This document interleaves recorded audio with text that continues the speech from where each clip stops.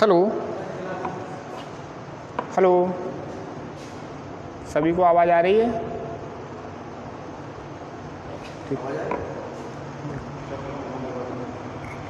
हाँ हेलो, आवाज़ कंफर्म आ रही है? जल्दी से यस करें, अधिक से अधिक लाइव हो जाए सभी लोग। लाइव हो जाइए सभी लोग।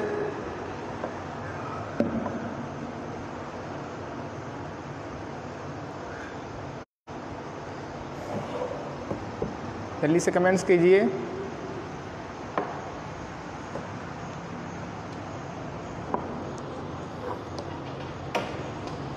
देखिए, ठीक, सभी लोगों को गुड मॉर्निंग। अधिक से अधिक लाइव हो जाइए सभी बच्चे। सभी बच्चों को good morning, all student good morning. ठीक, डीएलएड द्वितीय सेमेस्टर जो पेपर सेकेंड पढ़ाने जा रहा हूँ, जो कल टॉपिक चल रहा था, कल कुछ प्रॉब्लम आ गई थी नेट में, थोड़ा आवाज़ कंफर्म नहीं आ रही थी, ठीक है, बार बार कट रहा था, उसको थोड़ा आज रिपीट करेंगे 5 मिनट, उसके बाद मैं नेक्स्ट टॉपिक आगे पढ़ाऊँगा। तो कुछ कल वीडियो 2-3 बार बार कट रहा था, नेट की समस्या थी, इसलिए आज उसको मैं थोड़ा रिवीजन करवा दूंगा, क्योंकि पीडीएफ तो आपको भेज दी गई है, पीडीएफ से भी आप समझ सकते हैं, और मैं भी थोड़ा यहाँ समझा दूंगा। उसके बाद में जो आगे टॉपिक चलेगा उसको मैं अभी बताऊंगा। तो जो विषय है आपका प्रारंभिक शिक्षा के नवीन प्रयास, उसी के बारे में आज नेक्स्ट टॉपिक आगे चलेगा। विषय डाल लेते हैं सभी लोग, अधिक से अधिक लाइव हो जाइए।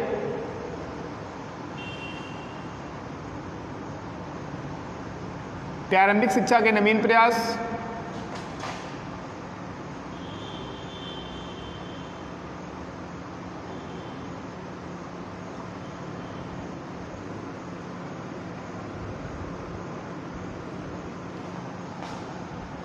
ये पेपर का नाम है, द्वितीय पेपर है, सेकेंड पेपर।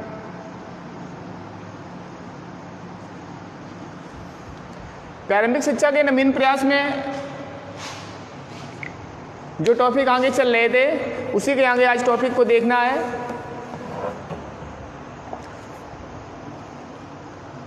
कल जो टॉपिक मैंने बताए हैं, जितने हेडिंग हो गई थी, उस हेडिंग को थोड़ा मैं आज रिवाइज करा दूंगा, उसके बाद मैं आगे पढ़ाऊंगा।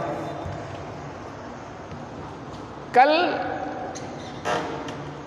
पूर्व प्राथमिक शिक्षा का प्रसार, इसके बारे में मैंने बताया था, सबको ग्रुप में इसकी पीडीएफ डली है, सभी लोग उस पीडीएफ को कायदे से कंफर्म कर लें, पढ़ लें उसको, और अधिक से अधिक उसका रिवीजन करें, क्योंकि एग्ज़ाम आपके बहुत पास में है, समय इतना है ही नहीं कि उसको टाइम दोबारा मिलेगा, ऐसा कुछ नहीं है, क्योंकि डेली की डेली आपको पढ़ना है। तो पूर्व प्राथमिक शिक्षा का प्रसार, इसके बारे में बताया था। प्राथमिक शिक्षा का प्रसार ये भी बता चुके थे, और प्राथमिक शिक्षा का पाठ्यक्रम, इस पे भी चर्चा हुई है। और पाठ्यक्रम 2 तरह से डिवाइड किया गया है, एक तो निम्न प्राथमिक जो 1 से 4 तक कक्षा तक, एक है उच्च प्राथमिक जो है 5 से 7 तक कक्षा तक। इनके बारे में मैंने कल बताया भी था, थोड़ा आज मैं रिवाइज कराए दे रहा हूँ, उसके बाद आगे टॉपिक चलेगा। प्राथमिक शिक्षा का पाठ्यक्रम में, प्राथमिक शिक्षा का पाठ्यक्रम पूरे देश में एक समान होना चाहिए, ये कोठारी आयोग के अनुसार। कोठारी आयोग ने प्राथमिक शिक्षा में जिन विषयों का समावेश किया, उनका उल्लेख 2 तरह से किया गया था। मैंने बताया था निम्न प्राथमिक, उच्च प्राथमिक। निम्न प्राथमिक में कक्षा 1 से लेकर 4 तक जो उसमें जो विषय थे, उसमें एक भाषा, उस भाषा का नाम मातृभाषा हो सकता है, या क्षेत्रीय भाषा या प्रादेशिक भाषा। ये नाम जरूर याद रखना। एक भाषा के अंतर्गत मातृभाषा, क्षेत्रीय भाषा या प्रादेशिक भाषा, इन तीनों में से कोई एक भाषा को यूज किया जाएगा। उसके बाद में दूसरा जो सब्जेक्ट था गणित, मैथमेटिक्स, और तीसरा बताया था वातावरण का अध्ययन, वातावरण का अध्ययन। उसके बाद में कार्य, अनुभव और समाज सेवा, ये चौथा विषय का नाम था, कार्य, अनुभव और समाज सेवा। और पांचवा बताया था सृजनात्मक क्रियाएं, सृजनात्मक क्रियाएं। और लास्ट में स्वास्थ्य शिक्षा। ये निम्न प्राथमिक में 1 से लेकर 4 तक क्लास वालों के लिए ये सब्जेक्ट निर्धारित किए गए हैं कोठारी आयोग के अनुसार।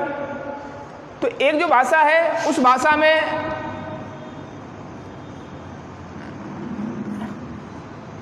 या मातृभाषा या क्षेत्रीय भाषा या प्रादेशिक भाषा,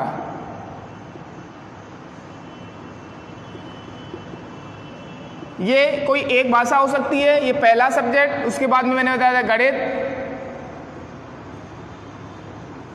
क्यों कल वीडियो आपका डिस्टर्ब हुआ, बार बार कट रहा था, 2-3 वीडियो बने, इसलिए आपको मैं थोड़ा रिवाइज करा दे रहा हूँ। उसके बाद में गणित के साथ में आपको वातावरण का अध्ययन, ये भी इसकी पीडीएफ आपको वहाँ उपलब्ध है। वातावरण का अध्ययन,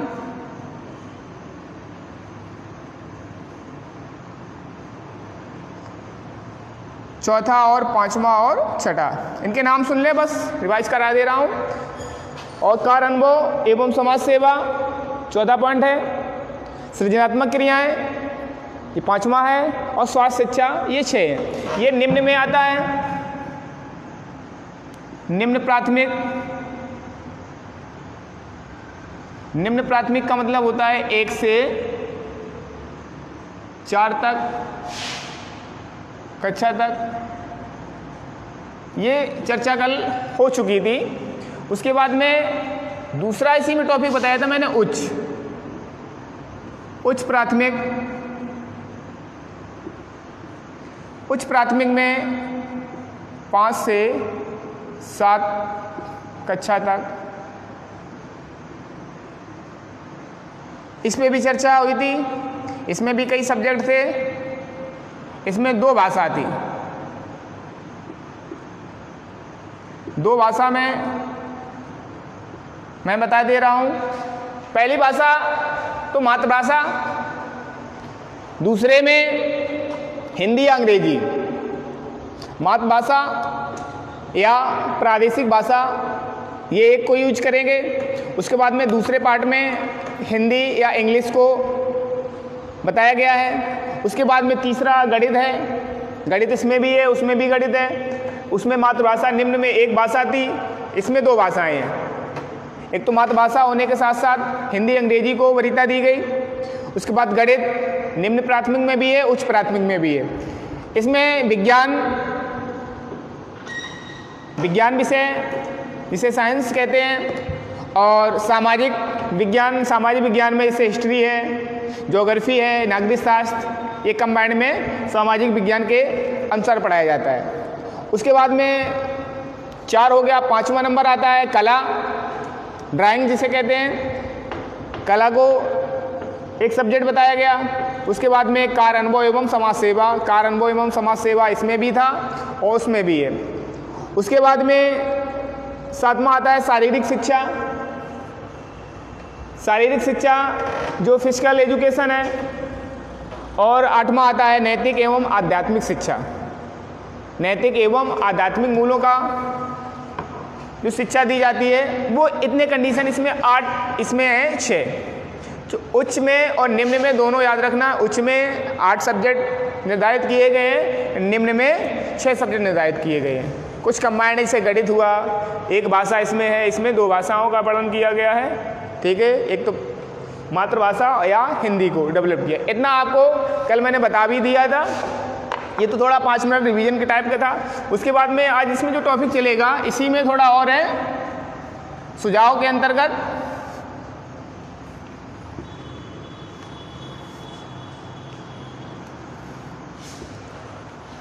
अब इसमें पॉइंट आता है शिक्षण विधियां। शिक्षण विधियों में थोड़ा समझना है।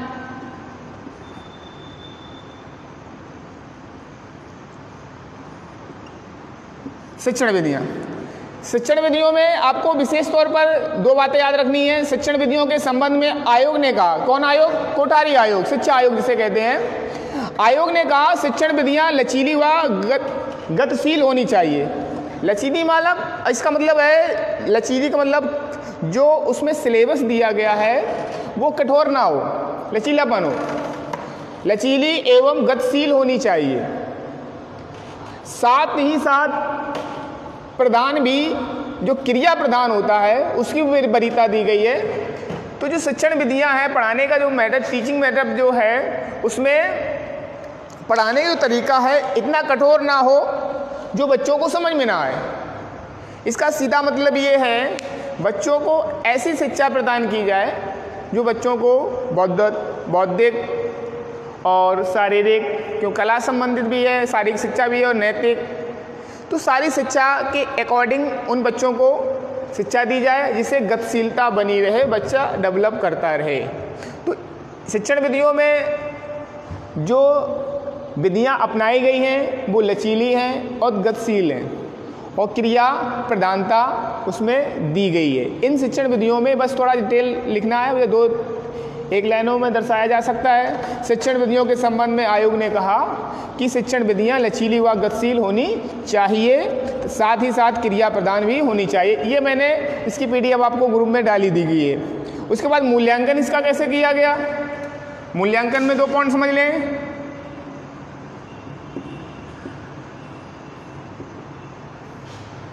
मूल्यांकन में पहला पॉइंट निकल के आता है कक्षा 1 से 4 तक के छात्रों का आंतरिक मूल्यांकन किया जाए। जो क्लास 1 से लेकर 4 तक आंतरिक मूल्यांकन बच्चों का किया जाए। उसके बाद दूसरा पॉइंट आता है उच्च प्राथमिक स्तर पर लिखित परीक्षा। जो उच्च प्राथमिक स्तर है, उच्च प्राथमिक स्तर कहाँ शुरू होता है? 5 से लेकर 7 तक। उसमें लिखित परीक्षा के अतिरिक्त मौखिक परीक्षा को महत्व दिया जाए। लिखित के साथ साथ मौखिक परीक्षा का वर्णन किया गया है। ये मूल्यांकन की बात आती है। उसके बाद में लास्ट पॉइंट आता है लिखित परीक्षाओं में सुधार करने का प्रयास किया जाए। 3 पॉइंट मूल्यांकन इसके कर सकते हैं। एक तो मूल्यांकन है 1 से लेकर 4 तक तो कक्षा दी है, उसमें आंतरिक मूल्यांकन किया जाए। उसके साथ साथ उच्च प्राथमिक में जो लिखित परीक्षा है और मौखिक परीक्षा,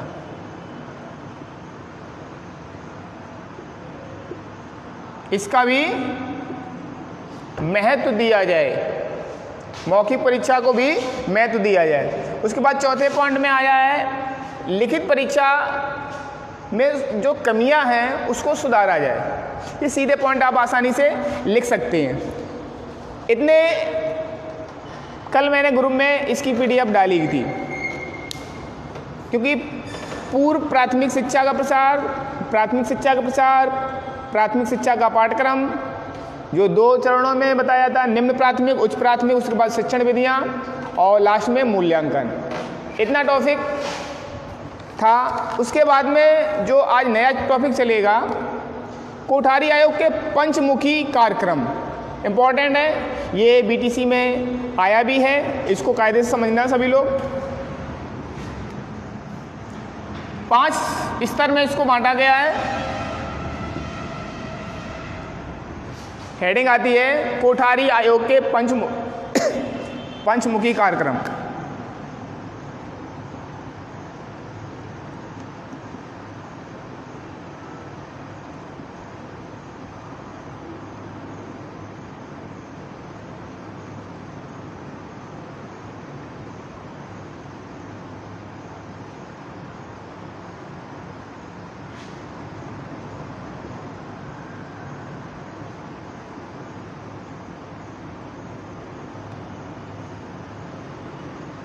हाँ, कोठारी आयोग के पंचमुखी कार्यक्रम, पहले इनके नाम समझना है कौन कौन कार्यक्रम हैं, उसके बाद में इनके बारे में फिर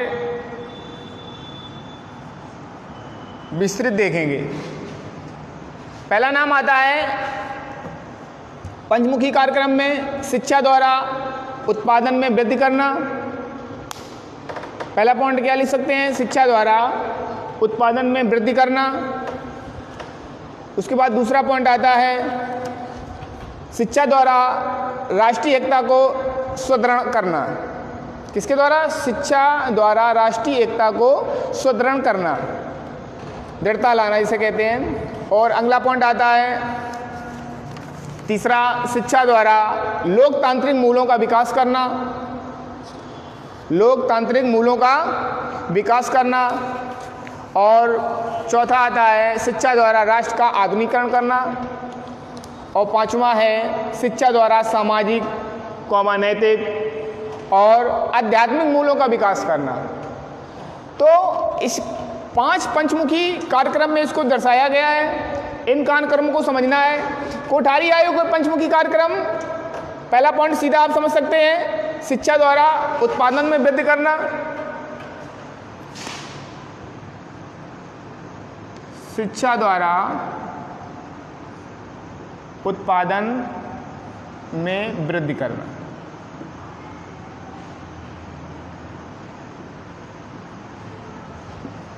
इसके बारे में भी समझेंगे। पहले इसके सारे नाम समझ लें, उसके बाद में शिक्षा द्वारा राष्ट्रीय एकता में सुदृढ़ करना, शिक्षा द्वारा राष्ट्रीय एकता में सुदृढ़, ये दूसरा पॉइंट है। उसके बाद तीसरा, शिक्षा द्वारा लोकतांत्रिक मूल्यों का विकास करना, शिक्षा द्वारा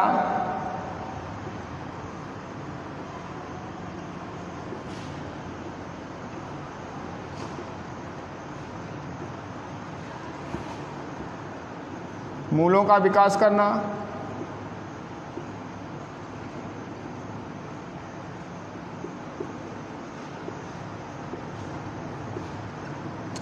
तीसरा पॉइंट, क्योंकि शिक्षा द्वारा उत्पादन में वृद्धि करना, शिक्षा द्वारा राष्ट्रीय एकता में सुदृढ़ करना, उसके बाद में शिक्षा द्वारा लोकतांत्रिक मूल्यों का विकास करना। अगला पॉइंट आता है शिक्षा द्वारा राष्ट्र का आधुनिकीकरण करना, शिक्षा द्वारा राष्ट्र का आधुनिकीकरण करना। ये पॉइंटों को समझ लेना है।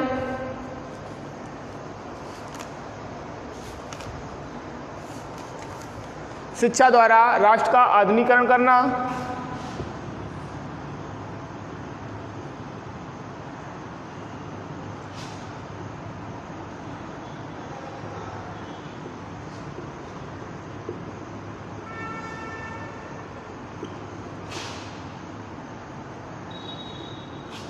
और लास्ट पॉइंट है शिक्षा द्वारा सामाजिक, नैतिक और आध्यात्मिक मूल्यों का विकास करना, शिक्षा द्वारा नैतिक, सामाजिक एवं आध्यात्मिक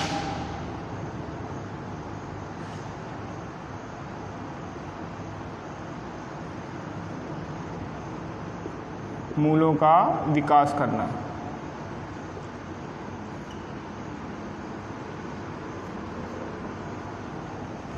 ये 5 नाम तो आपको विशेष तौर पर याद रखने हैं। फिर इसके बीच में थोड़ा थोड़ा लिखना भी है, वो भी समझते चलें।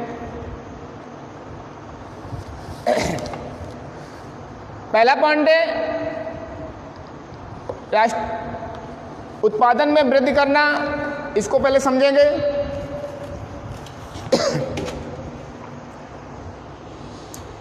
तो कोठारी आयोग के पंचमुखी कार्यक्रम जो 5 चरणों में निर्धारित किए गए हैं, उन 5 चरणों के नाम आपको याद रखने हैं विशेष तौर पर उसके अंदर थोड़ा थोड़ा एक्सप्लेन करना है, वो भी आपको समझेंगे। जो पहला पॉइंट निकल के आया है, जो पंचमुखी कार्यक्रम है,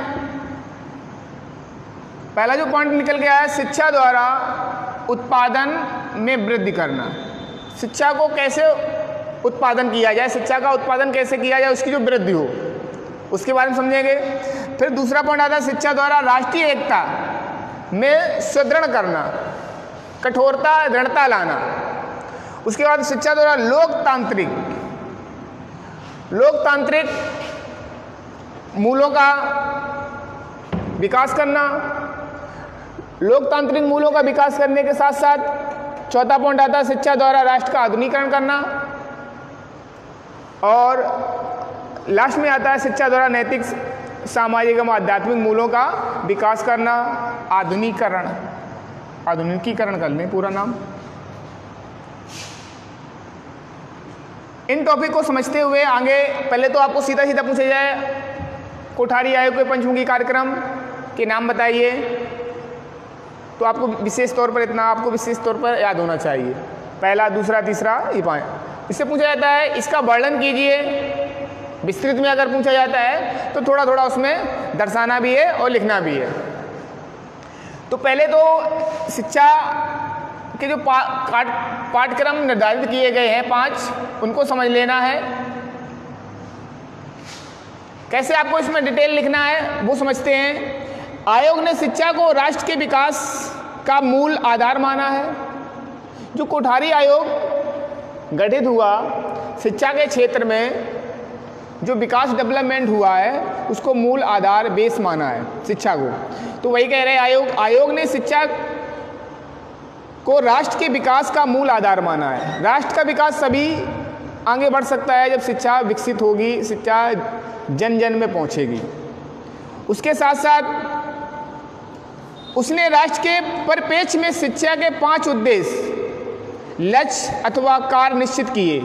जो 5 उद्देश्य मैंने आपको बताए हैं, इन नामों को याद रखना है। इन्हें ही पंचमुखी कार्यक्रम की संज्ञा दी गई है।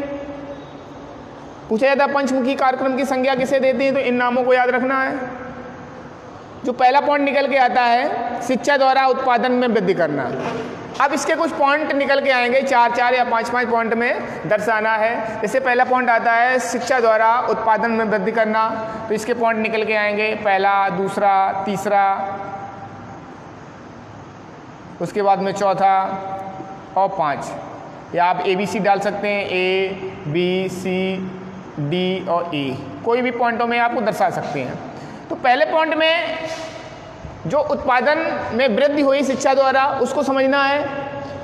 तो ए पार्ट में निकल के आता है विज्ञान शिक्षा को प्राथमिक एवं माध्यमिक स्तर का अनिवार्य रूप प्रदान करना। प्राथमिक शिक्षा को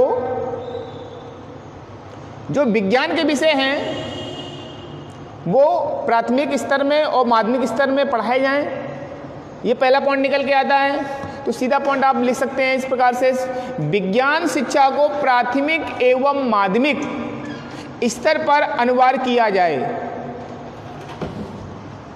शिक्षा का उत्पादन कैसे में वृद्धि होगी? जो विज्ञान विषय हैं, जो विज्ञान शिक्षा है, वो प्राथमिक स्तर में और माध्यमिक स्तर में उसको अनिवार्य रूप से शामिल किया जाए। ये पॉइंट पहले निकल के आता है, तो इसको विशेष तौर पर याद रखना है। विज्ञान शिक्षा को प्राथमिक और माध्यमिक शिक्षा माध्यमिक स्तर में अनिवार्य रूप से प्रदान करना। उसके बाद में दूसरा पॉइंट निकल के आता है विद्यालय शिक्षा में गुणात्मक उन्नत। विद्यालय शिक्षा में गुणात्मक उन्नत की जाए। जो गुणात्मक उन्नत की जाए, एक होता है मात्रात्मक, एक होता है गुणात्मक। तो गुणों का डेवलपमेंट हो, गुणों का विकास हो। तो वही कह रहा है विद्यालय शिक्षा में गुणात्मक उन्नत की जाए, जिससे इस स्तर में अपव्यय में कमी की जाए। जो खर्च है, अपव्यय हो रहा है, उसमें कमी की जाए। गुणात्मक को बढ़ाया जाए, अपव्यय को कम किया जाए। ये सीधा पॉइंट आपको याद रखना है। तीसरा में कार्य अनुभव को विद्यालय शिक्षा का अनिवार्य अंग बनाया जाए। जो कार्य अनुभव है विद्यालय शिक्षा में, उसको अनिवार्य रूप से वरीयता दी जाए। ये पॉइंट को याद रखना है। चौथा पॉइंट निकल के आता है माध्यमिक शिक्षा को व्यवसाय परक बनाया जाए। जो माध्यमिक शिक्षा दी जा रही है वो व्यवसाय परक हो। बच्चा जब माध्यमिक स्तर पर शिक्षा ग्रहण करता है उसके बाद जो निकल के जाता है तो व्यवसाय परख हो, अपना बिजनेस खुद डेवलप कर सके, अपना व्यवसाय खुद चालू कर सके, इस प्रकार की शिक्षा दी जाए माध्यमिक स्तर पर। और 5वां पॉइंट आता है ई पार्ट, इसे कह सकते हैं शिक्षा के विभिन्न अंगों में समन्वय स्थापित किया जाए। शिक्षा के विभिन्न अंगों में समन्वय स्थापित किया जाए। तो इन पांचों पॉइंटों को विशेष तौर पर किसमें आप निर्धारित करेंगे? शिक्षा द्वारा उत्पादन में वृद्धि करना। जो पंचमुखी कार्यक्रम का पहला जो पॉइंट निकल के आता है उसके 5 टॉपिक निर्धारित किए गए। उन 5 टॉपिक को आपको विशेष तौर पर याद रखना, क्योंकि ये बीटीसी में पूछा भी गया है और एक बार 2 बार ये आ भी चुका है, इसलिए आपको विशेष तौर पर याद भी रखना है। इसको पेपर में देखेंगे, ये आपको दिया होगा पंचमुखी कार्यक्रम, ठीक है, उन कार्यक्रमों को थोड़ा समझना है। तो पहले पॉइंट में 5 पॉइंट निकल के आते हैं, उन पॉइंटों को विशेष तौर पर याद रखना है। विज्ञान को प्राथमिक और माध्यमिक में अनिवार्य किया जाए, विद्यालय शिक्षा में गुणात्मक उन्नति की जाए जिससे अपव्यय की कमी की जाए, और कार्य अनुभव की विद्यालय शिक्षा को अनिवार्य अंग बनाया जाए, और चौथा में माध्यमिक शिक्षा को व्यवसाय परक शिक्षा बनाई जाए, और 5वां है शिक्षा के विभिन्न अंगों में समन्वय स्थापित किया जाए। ये आपको 5 पॉइंट याद रखने हैं। ये तो शिक्षा द्वारा उत्पादन में वृद्धि करना, इसके सारे पॉइंट हो गए। उसके बाद पॉइंट निकल के आता है दूसरा पंचमुखी में, शिक्षा द्वारा राष्ट्रीय एकता में सुदृढ़ता करना। तो राष्ट्रीय एकता ये विशेष तौर पर है, राष्ट्र का निर्माण कैसे किया जाए वो पॉइंट निकल के आते हैं। पहले पॉइंट में आसानी से आप कह सकते हैं समान स्कूलों की स्थापना की जाए, जो सामान्य स्कूल हैं उनकी स्थापना की जाए जिसमें शिक्षा सबके लिए समान रूप से सुलभ हो सके। सीधा इसका मतलब है सामान्य स्कूलों की स्थापना करने के साथ साथ उसमें जो बच्चे पढ़ेंगे समान रूप से शिक्षा प्रदान की जाए जिससे साधन सुलभ हो जाएं। जब हर जगह विद्यालय खुलेंगे तो बच्चे भी पढ़ेंगे, बच्चे पढ़ेंगे तो उसमें सुगमता आएगी, सरलता आएगी, विकसित होगा, राष्ट्र की एकता बढ़ेगी। तो ये कंडीशन दी गई है। तो सामान्य स्कूलों की स्थापना की जाए जिसमें शिक्षा सबके लिए समान रूप से सुलभ की जाए या सुलभ हो सके। दूसरा पॉइंट निकल के आता है शिक्षा के सभी स्तर पर समाज सेवा एवं राष्ट्र सेवा आदि अनिवार्य हो। शिक्षा के सभी स्तर पर कैसा समाज सेवा या राष्ट्र सेवा अनिवार्य रूप प्रदान करता है। तो अनिवार्य रूप प्रदान करने का सीधा मतलब ये है शिक्षा के जितने स्तर बताए गए हैं उसमें समाज सेवा एवं राष्ट्र सेवा आदि अनिवार्य रूप निर्धारण करती है। ये भी इसमें बात कही गई है। उसके साथ साथ तीसरा पॉइंट निकल के आता है समाज सेवा एवं राष्ट्र सेवा के कार्यक्रमों का आयोजन अध्ययन के साथ किया जाए। इसका जो आयोजन किया जाता है वो अध्ययन उसका किया जाए, उसके साथ साथ उसके आयोजन को निर्धारित करना। जैसे राष्ट्र या समाज सेवा या राष्ट्र सेवा के कार्यक्रम निर्धारित किए जाते हैं, उसका अध्ययन करने के साथ साथ उनका आयोजन भी किया जाए। ये पॉइंट निकल के आता है कि इससे राष्ट्रीय एकता को मजबूती मिलती है, क्योंकि राष्ट्र के बारे में शिक्षित होंगे लोग तो राष्ट्रीय एकता में वृद्धि होगी।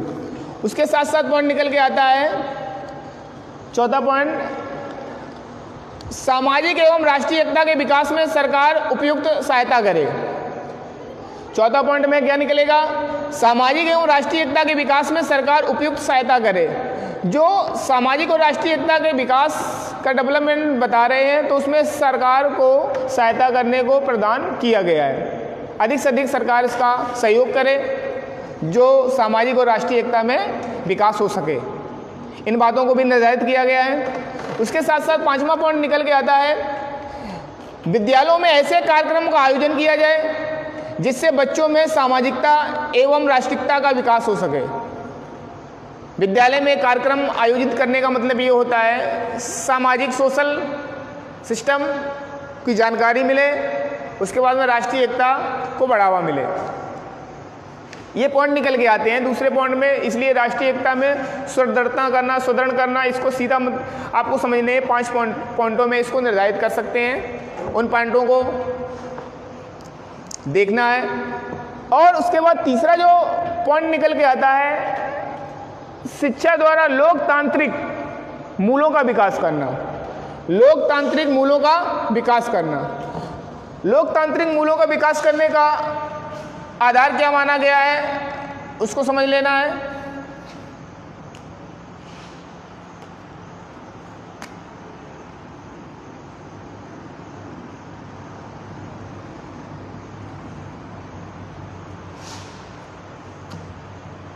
इसके भी पॉइंट निकल के आएंगे।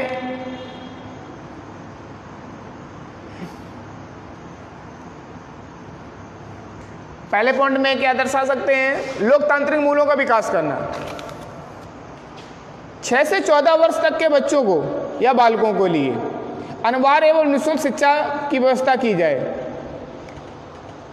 क्योंकि आपने देखा होगा, पीछे पढ़ भी चुके अनुच्छेद, कई अनुच्छेद पढ़ चुके हैं। 6 से 14 वर्ष तक के बच्चों को अनिवार्य और निःशुल्क शिक्षा की व्यवस्था की गई है। ये कोठारी आयोग के अंतर्गत पंचमुखी विकास में वर्णन है।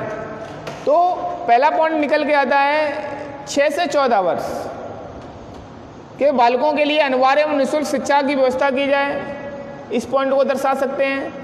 नेक्स्ट पॉइंट में सभी बच्चों को बिना किसी भेदभाव के शिक्षा के समान अवसर दिए जाएं। लोकतांत्रिक मूलों का विकास करने का जो आधार बताया गया है, उसमें 6 से 14 वर्ष बच्चों के लिए निःशुल्क और अनिवार्य शिक्षा का प्रावधान किया गया है। उसके साथ साथ बच्चों को बिना भेदभाव के शिक्षा के समान अवसर दिए जाएं। दूसरे पॉइंट में डाल सकते हैं। नेक्स्ट पॉइंट में माध्यमिक एवं उच्च शिक्षा का विकास किया जाए। माध्यमिक एवं उच्च शिक्षा का विकास किया जाए, इस पॉइंट को समझ लेना है। इस स्तरों पर युवकों को कुशल नेतृत्व का प्रशिक्षण किया जाए। इसमें साथ साथ थोड़ा और भी लिख सकते हैं, उसका जो कुशल नेतृत्व का प्रशिक्षण करेंगे बालक, उसकी सहायता भी की जाए। पांचवा पॉइंट निकल के आता है, चौथा पॉइंट विद्यालय में ऐसे कार्यक्रम का आयोजन किया जाए जिससे बच्चों में लोकतांत्रिक मूल्यों में आस्था उत्पन्न हो और व्यवहार विकसित हो। आस्था, लोकतांत्रिक मूल्यों में आस्था का मतलब ये है, आस्था जो बच्चों में लोकतांत्रिक मूल डेवलप होगा, व्यवहार डेवलप होगा, बिहेवियर डेवलप होगा, इसे कह सकते हैं, तो उससे सामाजिक नैतिक विकास और मानसिक विकास, ये सारे डेवलप होते हैं शिक्षा के द्वारा। बालक जितनी अधिक से अधिक शिक्षा लेगा, राष्ट्रीय एकता का विकास तो होगा, उसके साथ साथ समाज का, क्षेत्र का, सबका विकास होता है। और पॉइंट निकल के आता है पांचवा, छात्रों के समाज सेवा और जनहित शासन के गुणों का विकास होगा।